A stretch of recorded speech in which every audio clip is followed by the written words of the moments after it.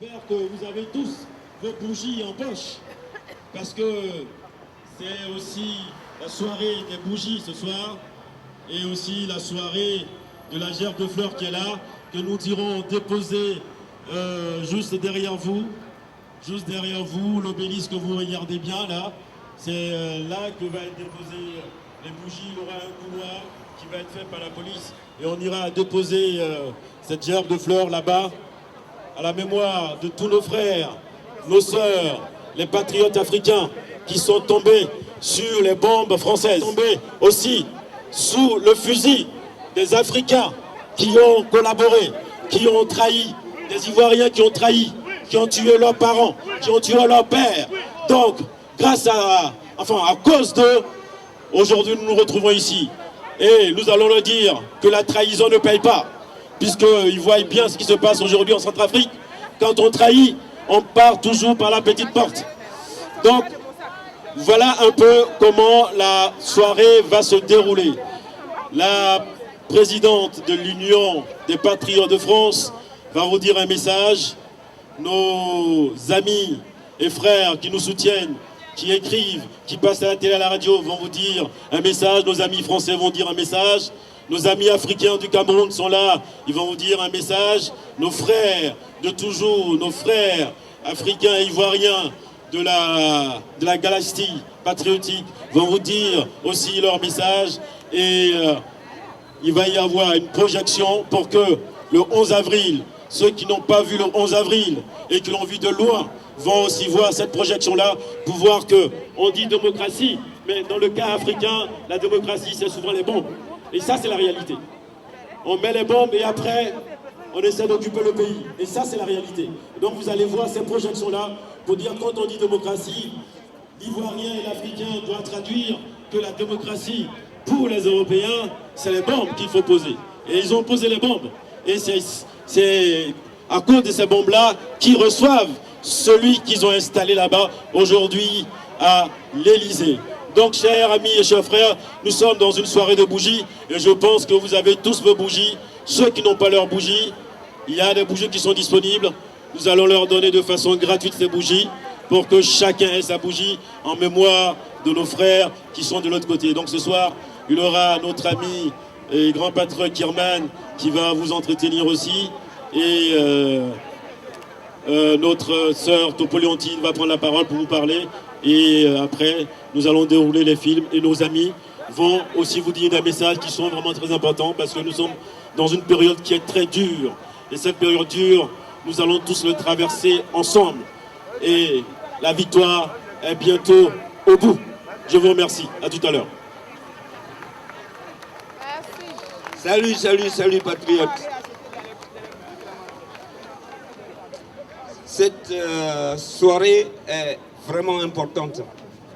Elle est importante. Elle résume un peu tout ce qu'on a fait toute l'année. Je voudrais dire que ce que nous avons vécu de loin par procuration, nous qui sommes ici, mais nos frères, ce qu'ils ont vu, un de ces soirs, je vous assure que mettez-vous à leur place. Parce qu'il y a quelques-uns qui sont parmi nous ici, qui étaient à Abidjan le 11 avril 2011. C'est toute la terre qui tombait sur un petit pays riche. Un pauvre petit pays riche qui a encaissé toute la haine du monde. Je pense que quand on se met à la place d'un jeune de 13-14 ans, qui est là, qui a cru au monde, qui est à l'école, et on lui parle de communauté internationale, on lui parle de ONU, on lui parle de la France et tout, et il voit que tout ce grand monde-là tombe sur son pauvre petit pays. Et il y a des morts, il y a des bombes, il ne sait pas à qui s'adresser. Mais je vous assure que quand on se met à la place de ces enfants-là, on voit à peu près ce qu'ils ont vécu. C'est un traumatisme. Et encore, c'est encore plus méchant quand le traumatisme n'est pas fini et qu'on te demande de venir t'asseoir pour te réconcilier. aujourd'hui nous sommes là, nous allons aller doucement, tout va être solennel. Nos camarades vont vous dire tranquillement ce qu'ils ont vu, ce qu'ils ont ressenti et quels sont leurs tempéraments au jour d'aujourd'hui. Ce qui est sûr, c'est que le mot d'ordre, on ne l'a pas donné, mais il va de soi. Tant que nos camarades sont en prison, tant que la terreur règne en Côte d'Ivoire, tant que les assiettes sont vides, tant que le squatteur de la présidence est toujours dans les hauts lieux et que nos parents souffrent là-bas, et tant que le vrai président de la République de Côte d'Ivoire, le chef même de l'État, là, tant qu'il est là-bas, il n'y a pas de discussion possible.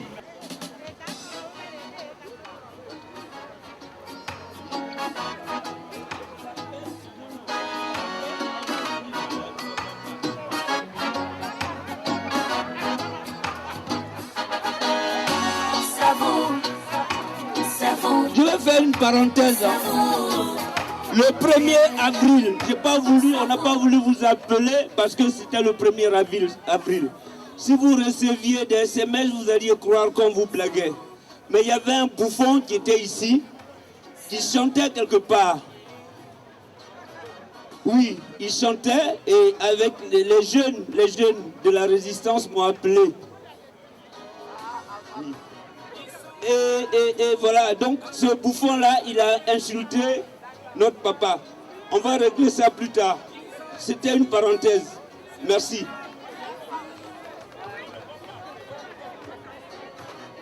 Olaka! Olaka! Olaka! Olaka! Olaka! Nous sommes à la fin de notre lutte. Très bientôt, au nom de Jésus, au nom de Jésus, nous sommes bientôt à la fin de notre lutte. Au nom de Jésus. Et vous allez attendre très très bientôt la bonne nouvelle. Olaka! Olaka! Olaka! Merci. Merci les femmes, merci les patriotes. Merci pour la lutte depuis 2002. Et on souffre. On souffre depuis 2002. Et en 2010, nous avons été aux élections. 2011, ouais, il y a eu un homme, nous ne savons pas d'où il vient. Il se nomme Dramane Ouattara. Il est venu s'imposer à la Côte d'Ivoire par ses amis. Et Dramane a tué tous nos frères et sœurs. Nos amis ont été violés, les femmes. Les enfants ont été tués, brûlés, égorgés. C'était en 2011. 11 avril 2011. C'est le jour aujourd'hui que nous célébrons. Merci d'être là. Merci d'être là. On dit quand tu viens par les âmes, tu pars par les âmes. Et nous n'avons pas d'armes, mais l'Éternel des armées est notre arme. Et bientôt, nous allons gagner la victoire. Et aujourd'hui, la date d'aujourd'hui, comptez les jours. Bientôt, nous allons gagner la victoire. Je le dis et je le sais.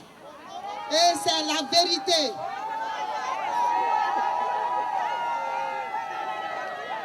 Ouais.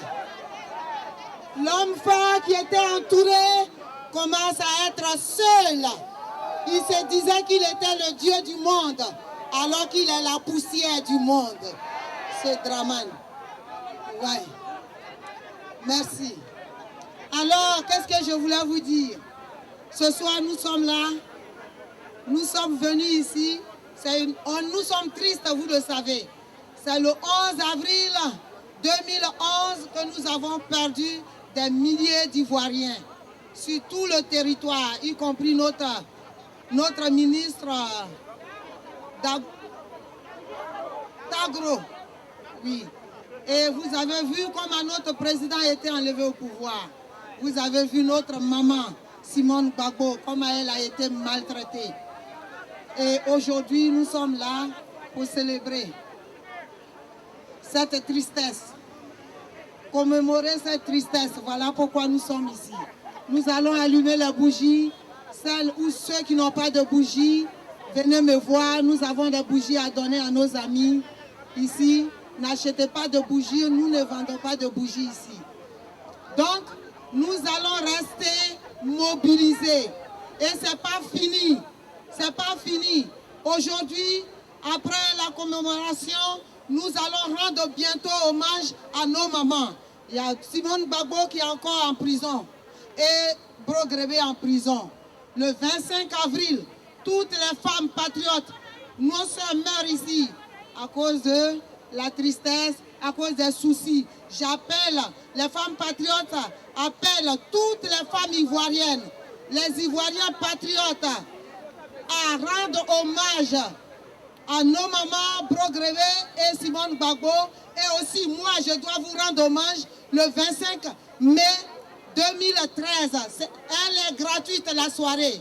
C'est pour vous, je vous offre cette soirée.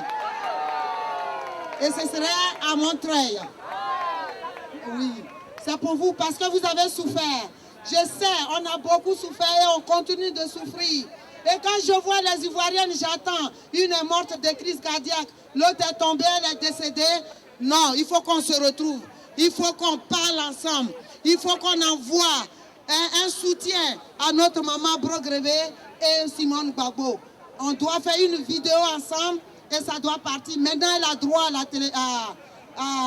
l'Internet. Elle suit tout ce que nous faisons. Voilà.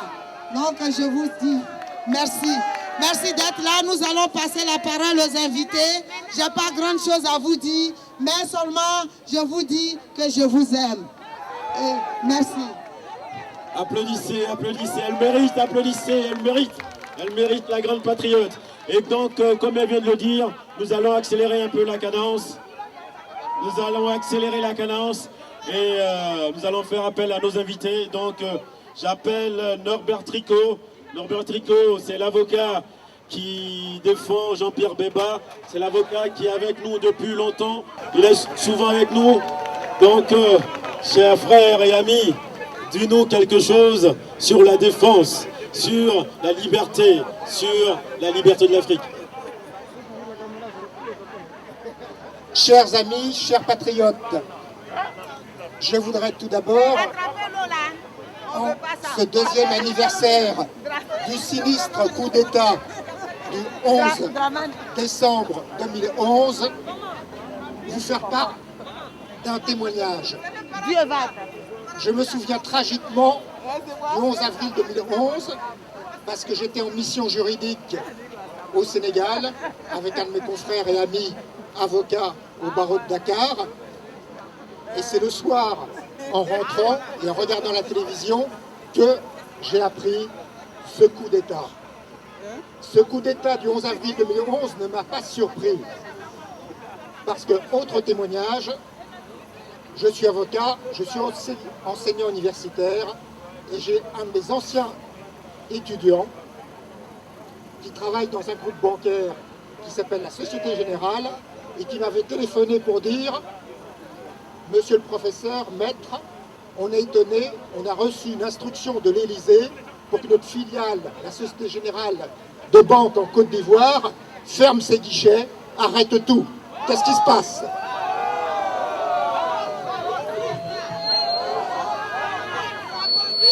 Je lui ai dit, ça, c'est la préparation d'un coup d'État. On commence d'abord par assécher l'économie, après on manipule les médias, et ensuite on donne le coup d'assaut militaire, et on détourne. Et effectivement, ce coup d'État, ça fait depuis 2002 qu'il est en cours de préparation. Ça fait depuis 2002 que ce coup d'État se prépare, et c'est une honte pour la France, parce que depuis 2002, la France, et notamment la Caisse centrale de réassurance, a organisé le détournement du cacao de la Côte d'Ivoire depuis la zone nord des rebelles.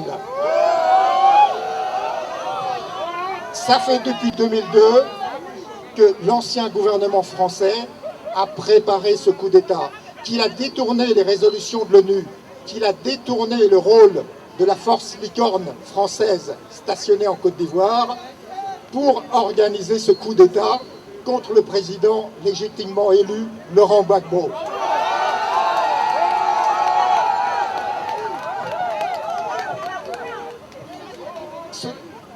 Ce 11 avril 2011, c'est une double honte. Et je l'ai ressenti en tant qu'avocat défenseur des droits humains, doublement.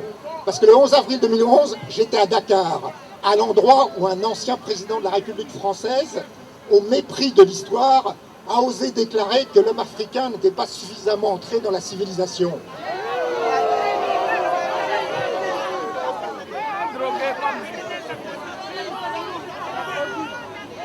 Cet ancien président de la République française s'est comporté en serviteur des intérêts de ceux qui ont financé ces campagnes électorales. Le 11 avril 2011, quand j'ai constaté ce coup d'État, je me suis dit, ça y est, Vincent Bolloré a bien investi. Il a invité Nicolas Sarkozy sur son yacht pour fêter sa victoire, et Nicolas Sarkozy lui donne le port autonome d'Abidjan. Et Nicolas Sarkozy donne le contrôle du cacao ivoirien, donne le contrôle du pétrole ivoirien, avec le prix du sang du peuple ivoirien à Dramane Ouattara.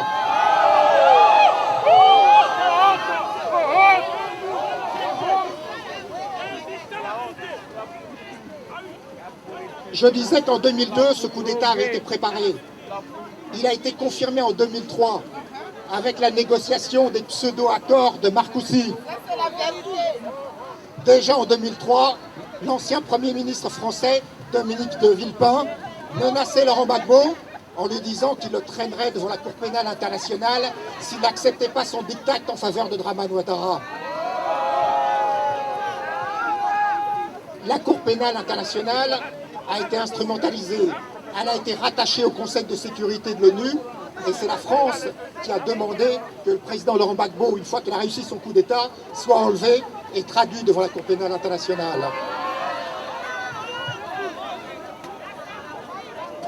C'est une honte pour les anciens gouvernements français qui devraient se réclamer de la patrie des droits de l'homme d'avoir ainsi martyrisé le peuple ivoirien. Mais comme ça a été dit, ceux qui ont agi par les armes finiront par partir.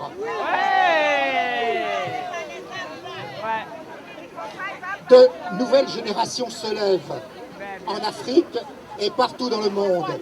Les crimes ne resteront pas impunis. La corruption sera traquée partout. Même en France, maintenant, on va enfin se dépêcher de traquer la corruption. Et il n'y aura pas d'impunité. L'impunité, c'est fini. Le temps de la justice doit venir et il viendra aussi en Côte d'Ivoire. Vous vaincrez. Vous vaincrez. Nous libérons le président Gbagbo et nous libérons la Côte d'Ivoire. Applaudissez Norbert Tricot. Un applaudissement pour Norbert Tricot. Voilà. Effectivement, nous allons libérer l'Afrique. Nous allons libérer l'Afrique et la Côte d'Ivoire. Et donc, nous allons fermer la Cour pénale internationale. Nous allons fermer la Cour pénale internationale. Et donc, effectivement, j'ai demandé la fermeture de la Cour pénale internationale. Donc, vous pouvez signer cette pétition, elle est en ligne, elle est sur Google. Nous allons continuer et nous allons maintenant appeler nos frères du Cameroun qui nous soutiennent et qui nous ont toujours soutenus et qui sont toujours avec nous. J'appelle Patrice Peter ici sur l'estrade.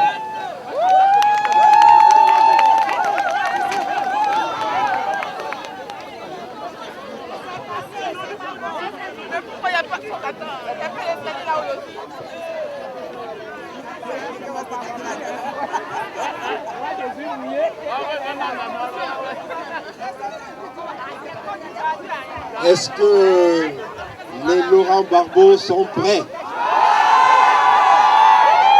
Est-ce que les Simone Gbagbo sont prêtes? Nous allons entamer l'hymne national africain.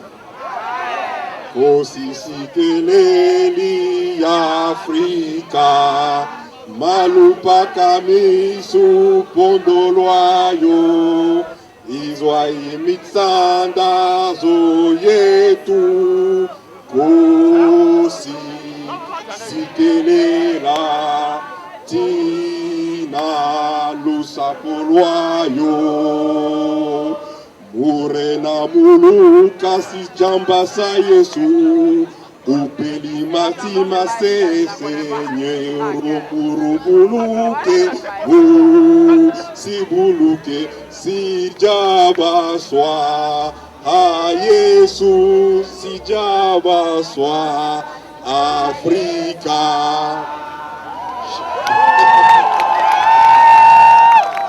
Chers amis, je n'aimerais pas être long. Tout est, le plaisir est pour moi d'être ici avec vous parce que je reconnais beaucoup des mamans, des frères qui ont soutenu la lutte que nous sommes en train de mener. 2 ans ont passé. Notre président Laurent Gbagbo se trouve au CPI. 2 ans ont passé. La Côte d'Ivoire, notre mère, patrie, matrie, se retrouve dans une situation difficile. Mais les moments sont très durs. On n'a pas le temps de se réjouir, mais je peux juste vous dire que l'avenir de la Côte d'Ivoire s'est déjà dessiné. Parce que nous disons dans nos coutumes, dans nos traditions camerounaises, le mensonge a des petits pieds et la vérité a des grands pieds. On peut nier la vérité, mais elle est là. On sait tous ce qui s'est passé en Côte d'Ivoire. Je ne vais pas faire l'historique de la Côte d'Ivoire, mais je tiens à vous dire quelque chose. Dans ma vie, j'ai pleuré 2 fois, quand mon feu papa est décédé et quand le président Gbagbo a été arrêté. Parce que je me suis rendu compte que la Côte d'Ivoire traverse un moment difficile. La lumière de l'espoir, qui est la lumière de tout le continent africain, a été empêchée d'éclaircir. Alors, moi, la souffrance que vous ressentez aujourd'hui est la même souffrance que le peuple vénézuélien a ressentie après la mort du colonel Chavez. Parce que des hommes comme Gbagbo, comme Oshemine, comme Hugo Chavez, l'humanité ne nous produit pas des hommes aussi importants tout le temps. Et c'est pour cela que les moments difficiles que nous traversons doivent nous permettre d'être solidaires entre nous et toujours défendre l'idéal de la vérité. On était tous à La Haye, moi particulièrement, j'ai assisté, j'étais dans la salle du procès. J'ai eu à parler avec le président pour quelques minutes et je peux vous dire que le président est très en place. Et il sait qu'il y a une mobilisation internationale pour lui. On veut nous faire porter ce que nous ne savons pas et ce qui n'est pas vrai. Moi, je ne suis pas de la Côte d'Ivoire, mais je peux vous dire, il y a eu des gens de partout qui meurent pour la vérité en Côte d'Ivoire. Cette vérité est que Gbagbo est président.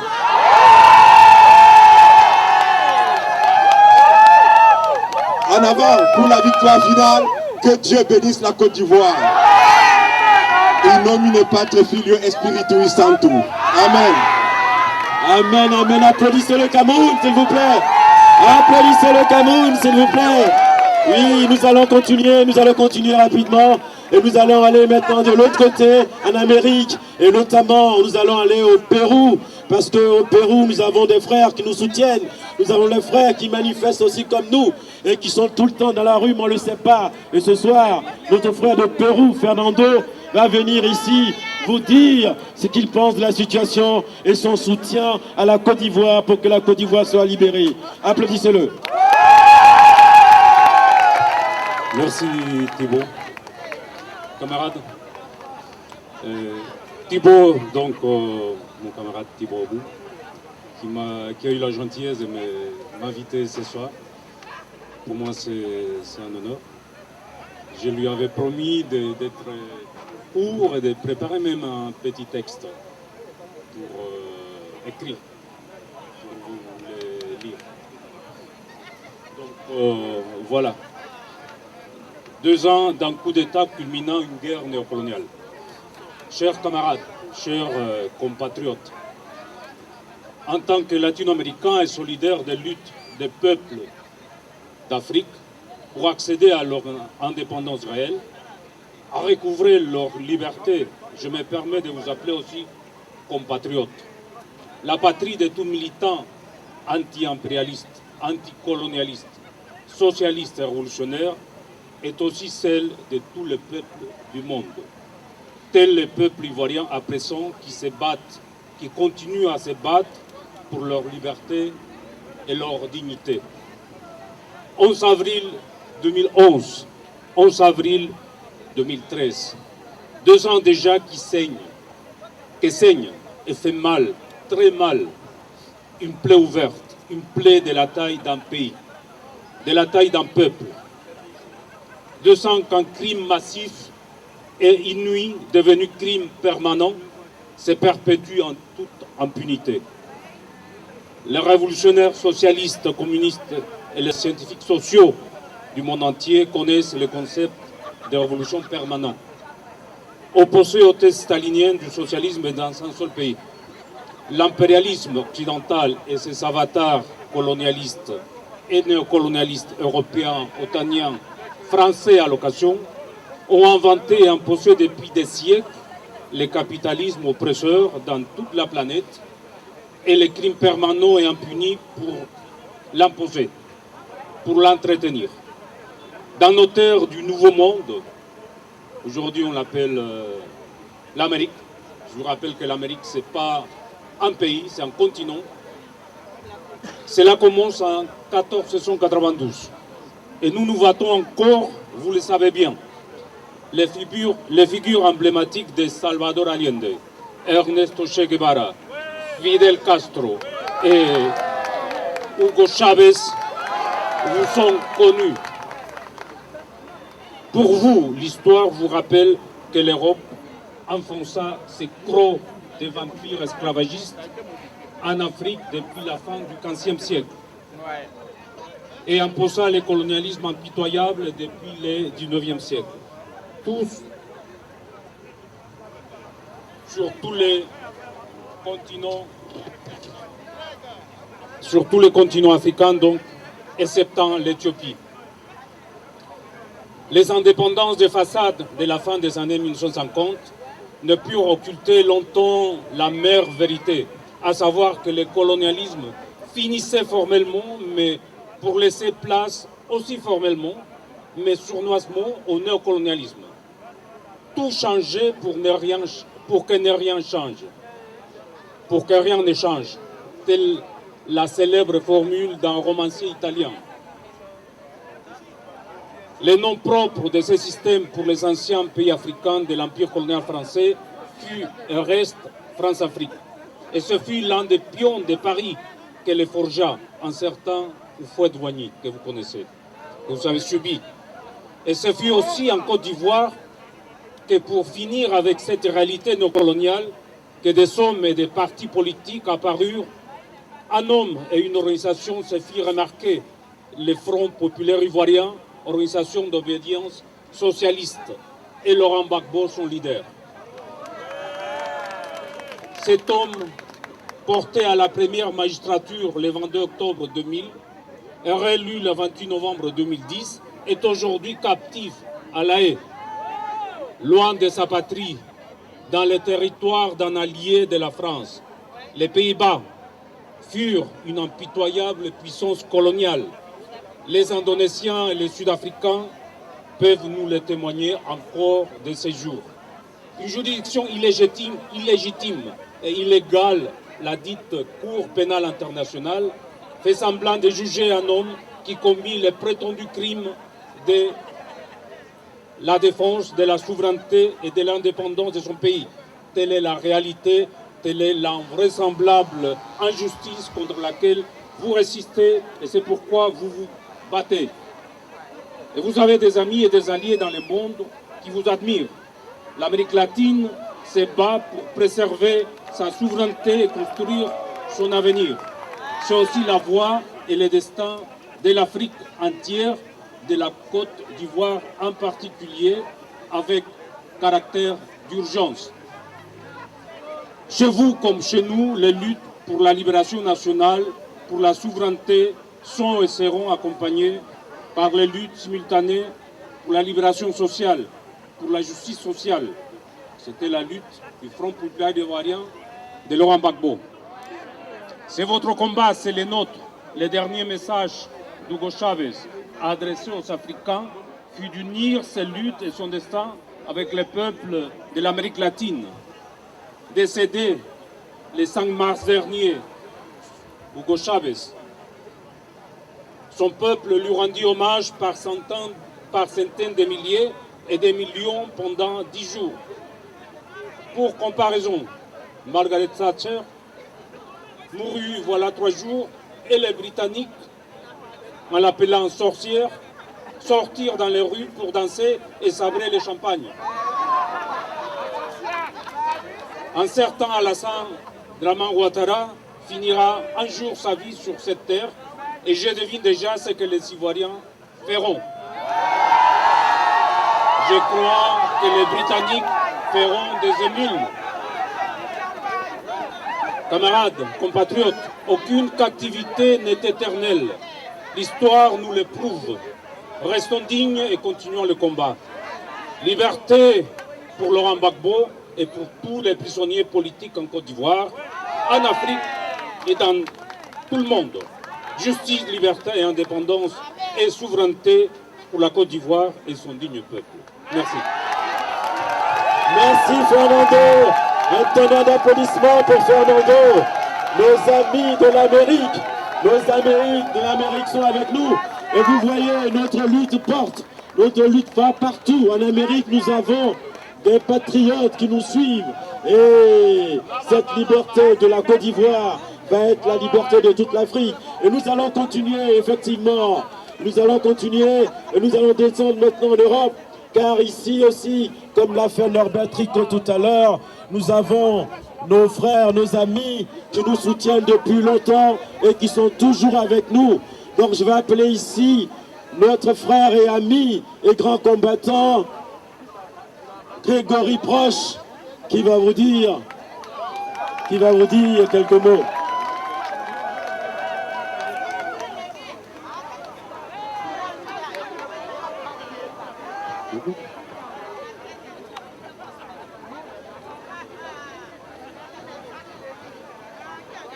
C'est bon. Bonsoir à tous. J'ai demandé aux dames de l'association Halte au génocide, Mémoire et Justice, il y a quelques heures, de bien vouloir répondre devant ma caméra à la question que toutes et tous ici vous vous êtes mutuellement posée, sur un ton tragique, parfois badin, des fois juste pour parler, meubler la conversation. Cette question aujourd'hui et samedi, parce que je vous encourage vivement à venir aussi samedi à la marche, je vais vous la poser à vous aussi qui êtes ici ce soir ou qui serez là samedi avec ma caméra et j'espère que vous y répondrez avec diligence. C'est une question à la fois triviale et dramatique. L'écrivain Georges Simenon dit qu'il en va de certains souvenirs comme des dents qui vous font mal. Vous savez qu'il ne faudrait pas y toucher et pourtant du bout de la langue, l'air de rien, comme si vous cherchiez à vous duper vous-même, vous agacez la dent et la douleur en même temps. Comme si décider de quand on a mal faisait avoir moins mal.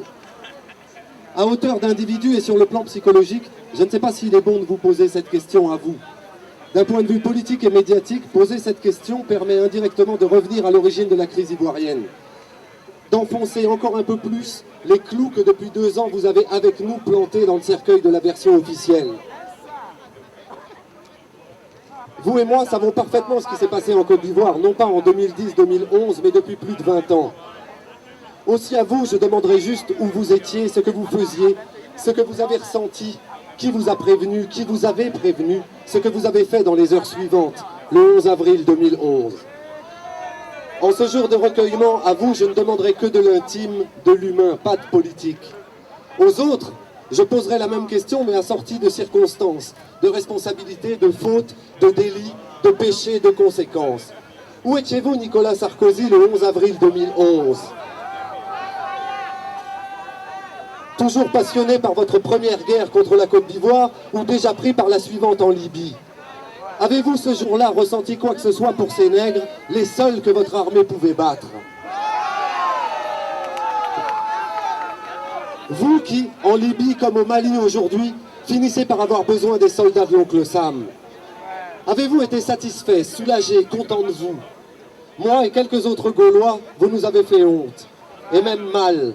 Il n'est jamais agréable d'être un bon Français trahi par un agent de l'extérieur, une marionnette de l'OTAN qui, au nom de la France, nous déshonore pour longtemps.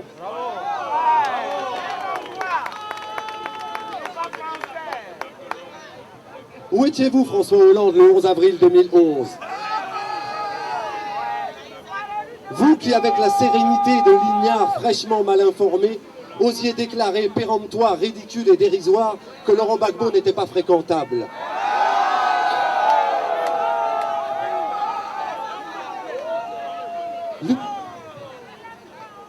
Lui préfériez-vous déjà en 2004 le comptable employé aux écritures du FMI? Était-il déjà plus proche de vous, ce Ouattara que vous receviez aujourd'hui même, avec un mauvais goût très sûr et une vulgarité toute sarkozienne dans l'absence de complexe? Le préfériez-vous déjà à votre camarade de l'Internal socialiste Gbagbo? Ce Ouattara qui truste et accapare communautairement au nom d'un rattrapage ethnique assumé, terre, fonction et poste clé. Ce Ouattara qui fait disparaître les gens, emprisonne pour des mots le secrétaire général du FPI, premier parti ivoirien, traque les réfugiés qui sont la honte de la Côte d'Ivoire, au Togo, au Bénin, au Libéria et au Ghana. Le 11 avril 2011, François Hollande, étiez-vous déjà copain comme cochon avec Alassane Cahuzac Ouattara?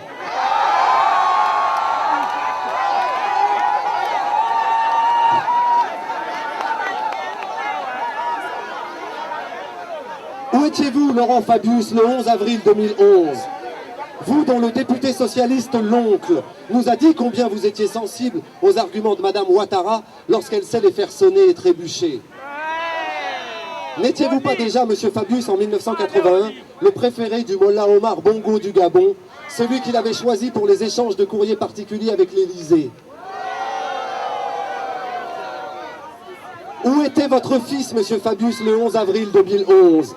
En train d'essayer de s'extirper d'un énième procès pour escroquerie? Celui de Laurent Gbagbo, de fils, Michel, tout aussi français que le vôtre, ce jour-là était tabassé, humilié, donné en pâture à des chiens. Il croupit depuis sous la surveillance des mêmes chiens dans un des goulags de Ouattara, sans autre motif que son nom, l'homme étant universitaire et poète, et donc peu au contact des affaires politiques. Où étiez-vous, Manuel Valls, le 11 avril 2011? Vous qui, encore plus ignare que votre président, péroriez sur les plateaux que Laurent Gbagbo méritait la CPI. Vous, Manuel Valls, qui aujourd'hui voudriez nous faire croire que vous ignoriez tout des tracas de M. Cahuzac avec la fiscalité. Ce qui, si c'était vrai pour un ministre de l'Intérieur, serait très grave. Où étiez-vous, Madame Taubira, notre championne tant de fois décevante, le 11 avril 2011? Ce n'est pas parce que vous êtes noire et descendante d'esclaves ou de colonisés, Madame Taubira, que je m'adresse à vous ici, mais bien au nom des idéaux d'indépendance pour la Guyane qui vous ont guidé, dit-on, tant d'années, et que vous avez dû refouler aussi profondément que la France le fait avec son passé colonial, pour demeurer aussi silencieuse durant la crise ivoirienne. Où étiez-vous, Vincent Payon, le 11 avril 2011? Parce que vous aussi, l'intello qui parle avant de penser, sur Gbagbo, qu'est-ce que vous avez pu débiter comme insanité alors que personne ne vous avait rien demandé? Vous, le ministre de l'Éducation, dites-nous ce que vous pensez de votre homologue Candia Camara. Dites-nous ce que vous pensez de Candia Camara, docteur ès néologisme, agrégé en barbarisme et délégué intergalactique à la francophonie post-apocalyptique.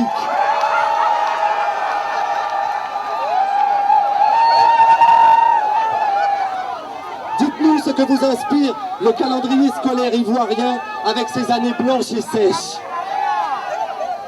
Où étiez-vous, Monsieur Montebourg, le 11 avril 2001? Parce que vous aussi, élément de la meute aboyeur, on avait vu balancer des cochonneries sur Gbagbo Laurent. J'imagine que vos exploits à Djibouti vous conféraient la connaissance du terrain africain au point de vous autoriser, lama chevelu que vous êtes, vous aussi à cracher. Je me rappelle moi d'un jour où j'avais rendez-vous avec le conseiller Houdin. Je lui amenais des exemplaires de mon livre à remettre à qui il fallait. C'était rue du Bac, je crois, dans le salon d'un grand hôtel, comme on dit. Vieux briscard, Houdin avait repéré le bellâtre Montebourg en train de déjeuner tout seul. Je sors un livre, rédige une dédicace à la hâte et me faufile dans le restaurant. Me présente à l'impétrant et lui brosse le sujet du livre. Je vais y arriver.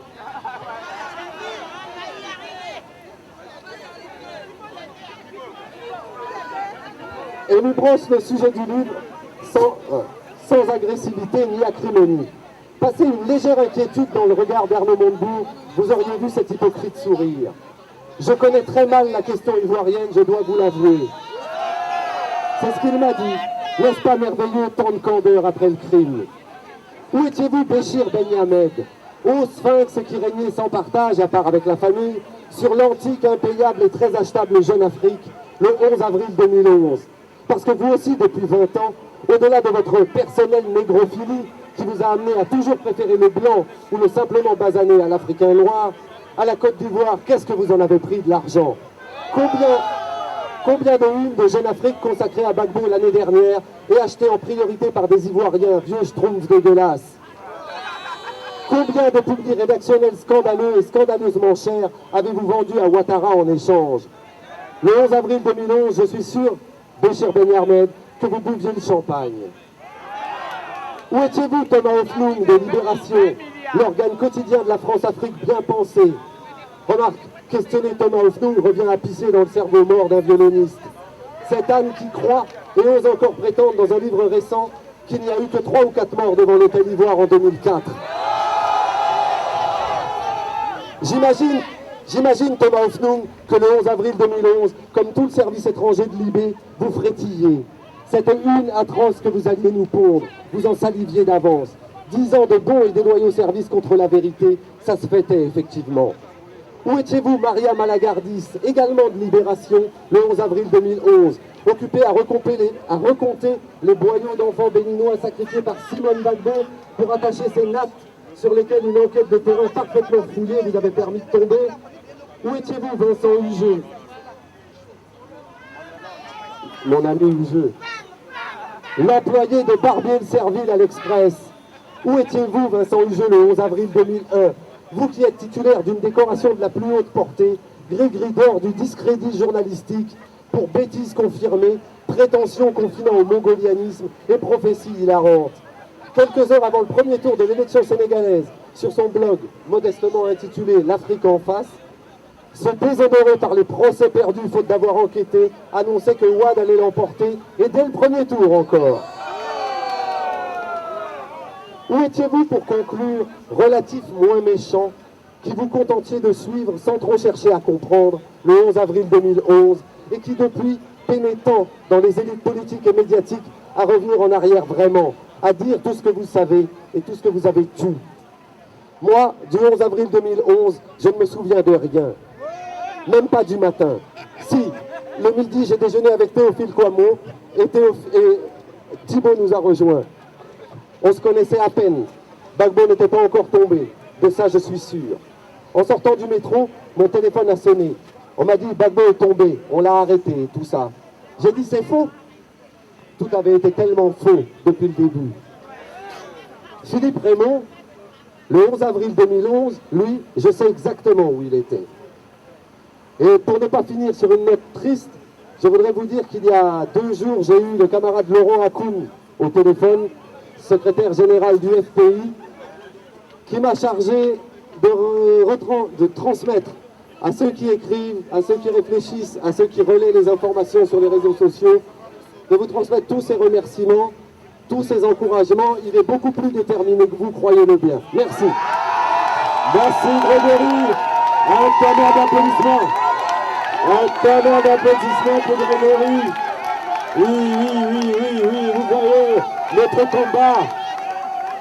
combat est suivi, notre combat est soutenu. Et, oui, notre combat est soutenu. Vous avez écouté le témoignage du Pérou, des témoignages de la France, des amis qui nous soutiennent depuis longtemps.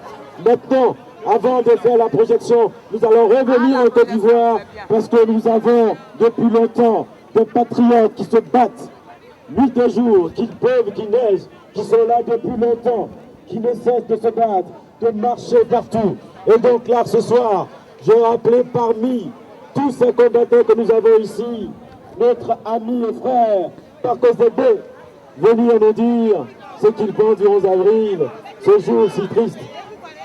Un applaudissement pour Paco Zébé, s'il vous plaît.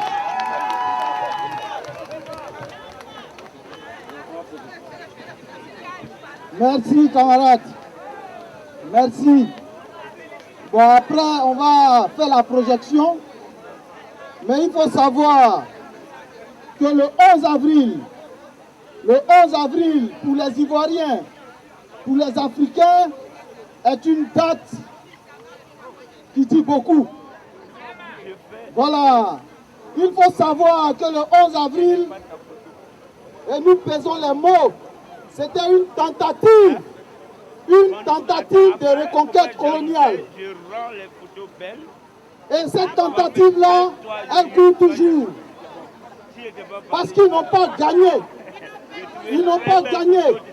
C'était une tentative. Et vous l'avez bien vu, Laurent Gbagbo est resté là jusqu'à ce qu'ils viennent le capturer. Et de là où il se trouve, il combat toujours. De là où il se trouve, il combat toujours.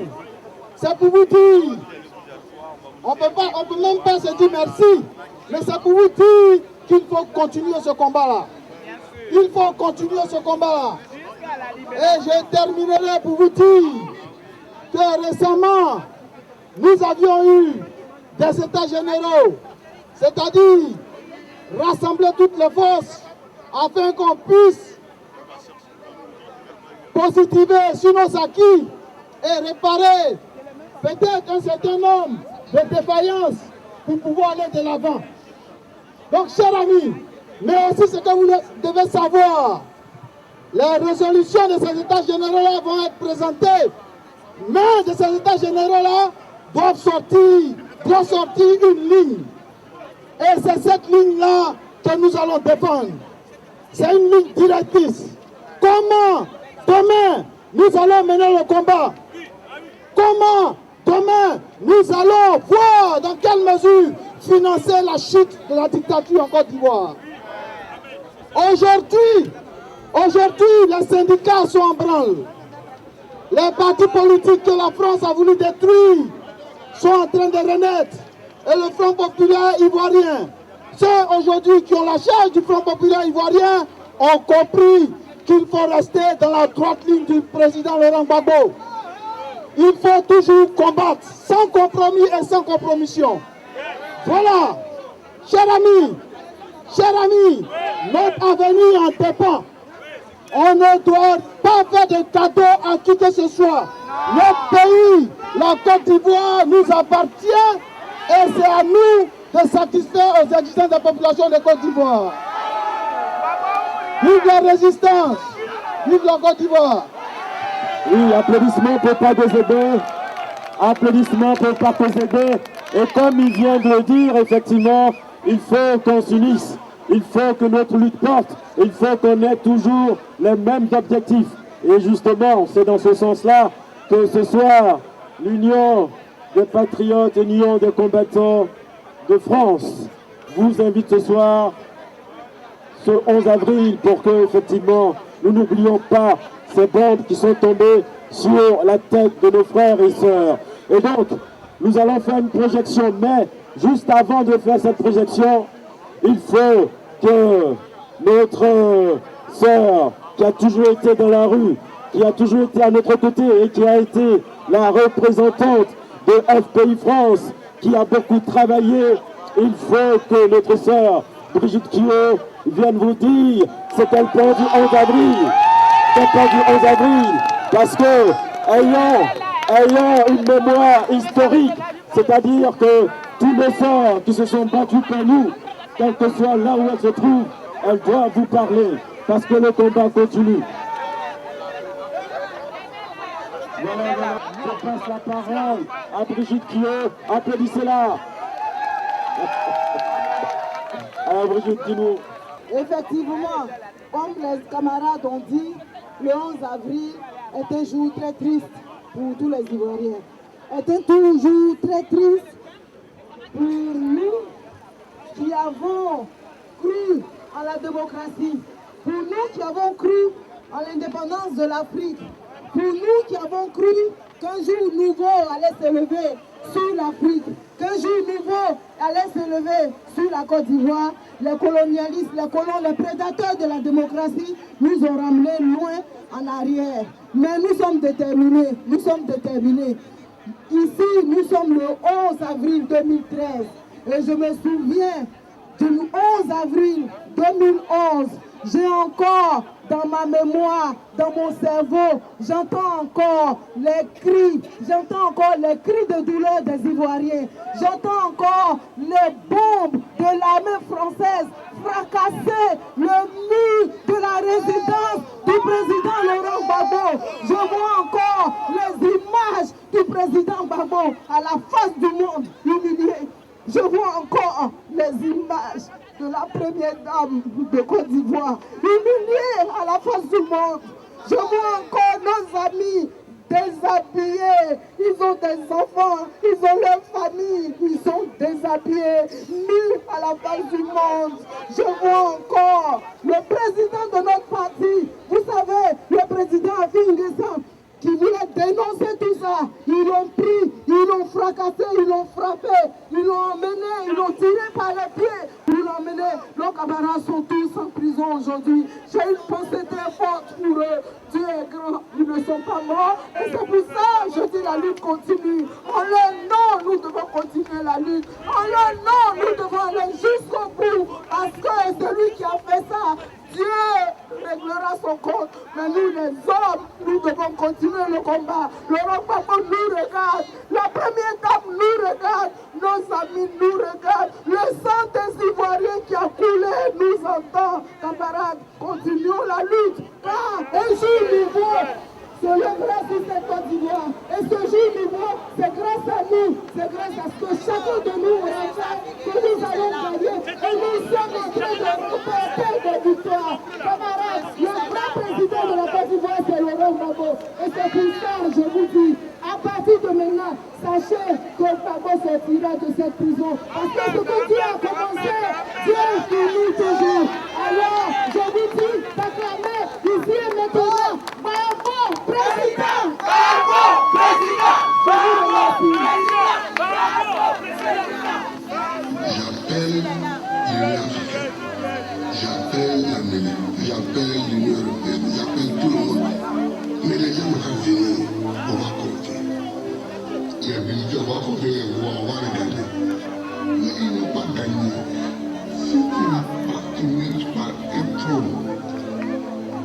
Et que tu mets ta charge forcée, c'est Dieu qui règle ce trône. Parce que le trône est sacré.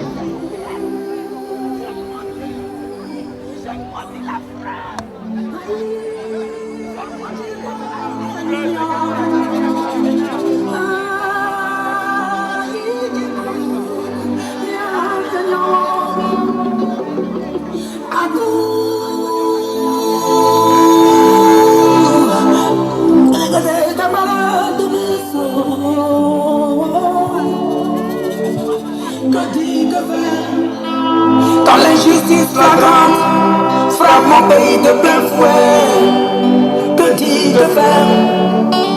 30 ans à lutter pour la démocratie, bâillonné, muselé, aucune lame, non, aucun couteau ne m'a jamais effleuré les mains. Que dis que faire? Quand j'ai tout sacrifié, moi qui un jour de septembre 2002 fut attaqué. Quand des démocrates sont assassinés, des populations sont massacrées et que je suis l'accusé. Que dis, que faire? Quand le crime court de victoire en victoire et qu'assise au malin, de Pretoria, Mapusi, en passant par Accra et Lomé.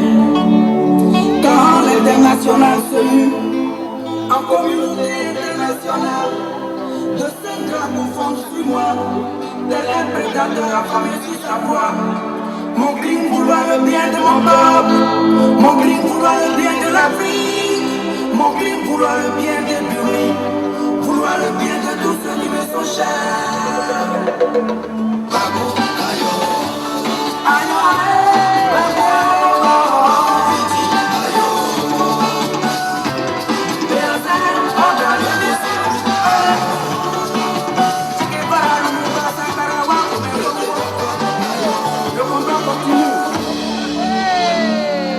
Quand on entend jadis, les esclavagistes surgissent pour nous imposer un imposteur. Quand on y est la patrie, imposant ses pas pour séparer les races.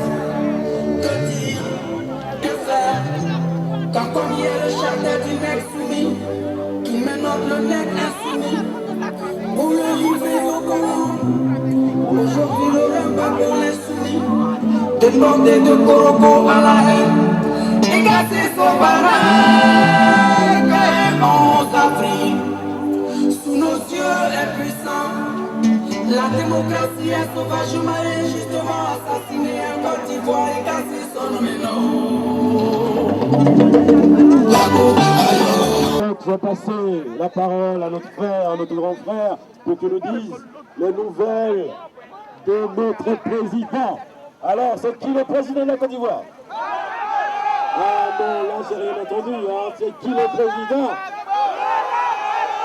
C'est qui le président? Voilà, donc vous allez avoir les nouvelles du président. Bonsoir à tous. Je suis heureux de vous voir aussi nombreux. Et je suis ému en même temps. Le 11 avril est un jour particulier et particulièrement grave pour tous les Ivoiriens que nous sommes. Les Africains aussi sont tous concernés. J'ai eu le privilège de voir le président le lundi à 13h30. Je peux vous assurer qu'il va très bien. Moralement, physiquement, il va très bien. Il me charge, parce que je lui ai annoncé qu'il y a une série de manifestations aujourd'hui jusqu'à demain et après-demain. Il me charge de vous transmettre ses salutations. Et surtout de vous dire qu'il est debout. Il est debout et il attend sereinement le 28 mai. Il attend avec sérénité, vraiment sans ombrage et sans haine. Sans haine. Le président est dans un état d'esprit que le commun des mortels ne peut pas imaginer. Parce que voilà un bonhomme qui a subi tout ce qu'il a subi, tout ce que nous savons, et qui pense à la Côte d'Ivoire, et qui pense aux Ivoiriens, qui pense aux souffrances des Ivoiriens. Aujourd'hui, il en parle comme si ça venait d'arriver. Il en parle comme si ça venait d'arriver. Le président est à nos côtés. Il est à vos côtés et il est aux côtés des Ivoiriens. Il faut que vous le sachiez. Continuons la lutte parce que lui, il est debout. Je vous remercie. Merci notre frère Joe Donadou. Un applaudissement parce que ces nouvelles nous apportent, elles sont bonnes. Le président en pleine forme. Et c'est grâce à vous, votre lutte porte, et même votre lutte porte tellement que pendant l'audience d'affirmation des charges, le procureur n'avait plus rien à dire, de dire que le président il est soutenu. Et le président lui-même vous a rendu tout ce que vous lui avez apporté. Il a parlé de vous. Il a dit que vous marchez. Est-ce que ça, c'est pas une bonne nouvelle? Est-ce que ça, c'est pas une bonne nouvelle? Voilà. Aux yeux du monde, et personne ne dénonce, personne ne condamne, tout le monde descend, car c'est la communauté internationale qui a décidé. Hey, communauté internationale, cette machine infernale qui me prend tout le moral. Ah bah, communauté internationale. machine infernale qui me plombe tout le moral. Avant la communauté internationale, cette machine infernale.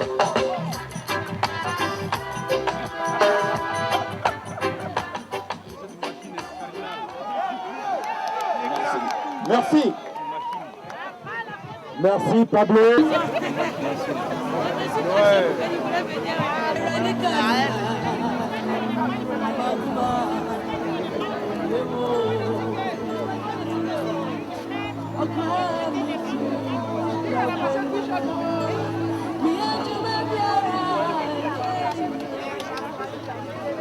C'est comme ça, c'est comme la vie, c'est fragile. Faut en prendre soin.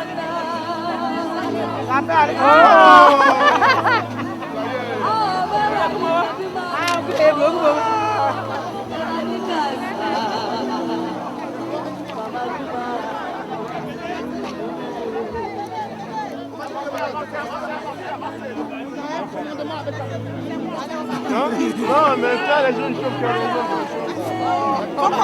Nous, on s'en va aussi. Ils disent quoi? Oh, doucement. Vous savez même trop vous énerver. Pourtant, on vient tout à l'heure venir pour combattre. Il n'y a pas de problème à la guerre. Laissez pas là, maintenant, c'est bon.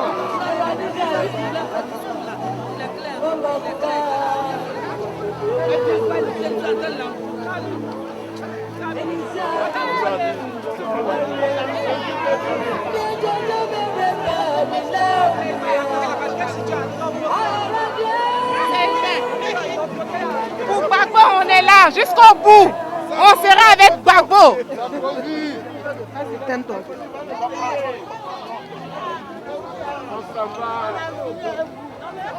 On s'en va.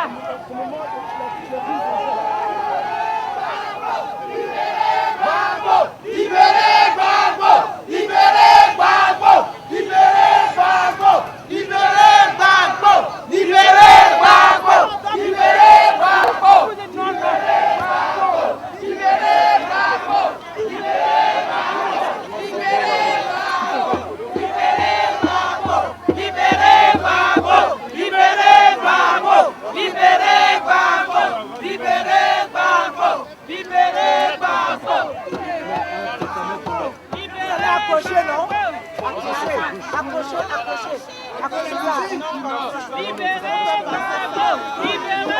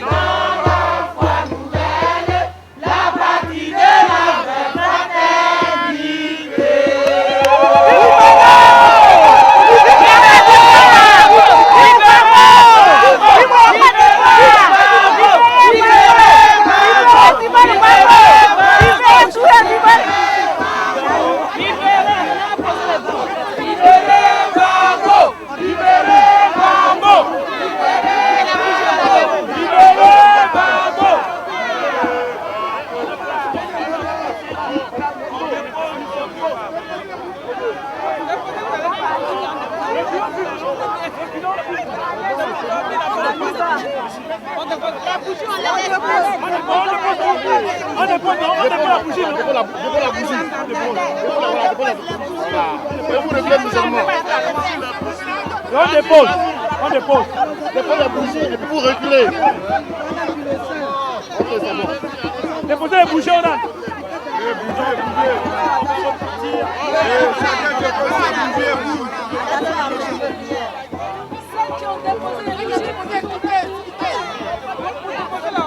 Déposez les bougies. Ceux qui ont déposé, ils déposent et puis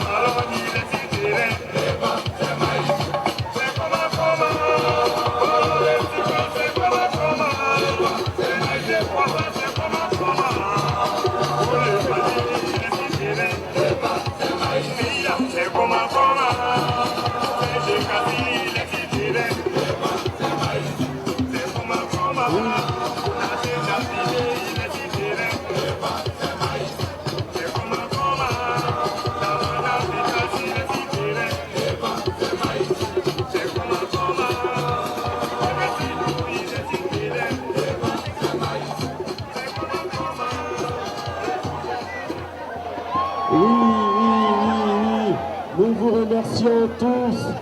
Nous vous remercions tous pour cette présence. Nous vous remercions tous pour la Côte d'Ivoire et pour l'Afrique. Et je pense que grâce à vous tous, nous allons libérer tous notre pays. Et encore une fois, nous avons terminé notre sit-in d'aujourd'hui. Mais n'oubliez pas que le samedi, il y a la marche européenne et il faut que vous soyez tous là, nombreux, comme vous l'avez fait ce soir à la place Clichy à 13h. Soyez tous là. Je vous remercie et que vive la Côte d'Ivoire.